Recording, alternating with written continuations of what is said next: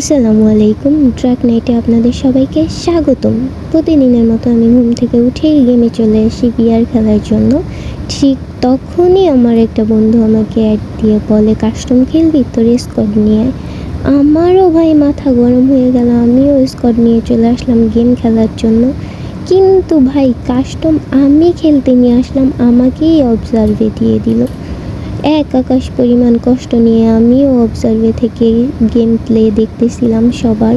দেখতেছিলাম কিভাবে ভাই ওরা পিছন মারা খায়। পিছন মারা খাওয়ার জন্য আইসা সাইদা কাস্টমে নিয়ে আসছে বরাবরের মতো। এবারও অ্যাস্ট্রক্স আমাদের রিয়াদ ভাই ওদের পিছন মেরে দিচ্ছে একাই। ভাই একটা প্লেয়ারই ওদের স্কোয়াড খতম করে দিচ্ছে। দেখতে দেখতে এক রাউন্ড শেষ হয়ে গেল আর আমরা এক রাউন্ড জিতে গেলাম। এবার চলে আসি নেক্সট রাউন্ডে, দেখি ওরা জিততে পারে কিনা।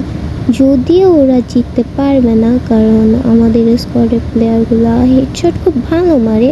তারপর ওরা নিজেরাই যদি ভাই এসে বলে যে তোমরা আমাদের পিছন মারো, তাহলে তো কারো কিছু করার নেই। দেখতে দেখতে রিয়াদ ভাই একটা প্লেয়ারকে নক করে ফেললো হেডশট দিয়ে। তারপর রিয়াদ ভাই সামনে এগিয়ে যাচ্ছে এবং রিয়াদ ভাই কিলটাকে ফিনিশ করে দেয়। এরপর আমরা দেখতে থাকি আস্তে আস্তে সব প্লেয়ারগুলোকে নক করে ফেলতেছে আমাদের স্কোয়াডের প্লেয়ারগুলো। যদিও ওরা ভাই পালানোর জায়গা খুঁজে পাচ্ছিল না, পালানোর জন্য সমুদ্রে ঝাঁপ দেয়, তবুও কোনো লাভ নেই ভাই। আমাদের প্লেয়াররা তো ওদের পিছন মেরেই ছাড়বে, এমনভাবে পিছন মারবে ভাই কাউকে দেখাতে পারবে না। By the way guys, just kidding, don't mind.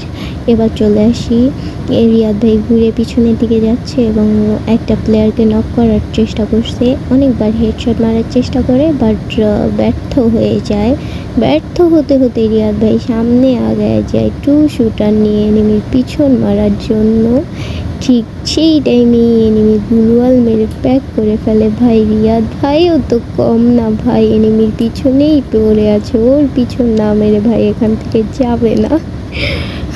দেখতে দেখতে ওদের সবগুলো প্লেয়ার মেরে ফেলা হয় অ্যান্ড আমরা নেক্সট রাউন্ডও জিতে যাই।